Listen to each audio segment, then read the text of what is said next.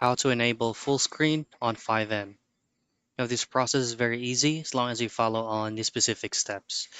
Now the method that I'm going to be providing you right now is a manual change or manual update on the specific height and width on your Fivem client. To do so, just go into your Windows icon, type in run. Now from here, type in percentage app data percentage, click on OK.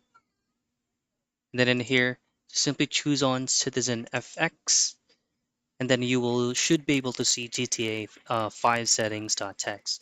Open it up. Now there's going to be a lot of text that will be showing on your screen, but this is just an example of what you need to look for. Now under screen width and screen height, you should be able to see value of 1920 or 720 for height, depending on what is currently set up on your end. But what you want to do to have a reference is to go into your homepage of your desktop, right click, go to display settings. Now in your display settings, just simply scroll down, and then under display resolution, you should be able to see the recommended size full screen of your current monitor.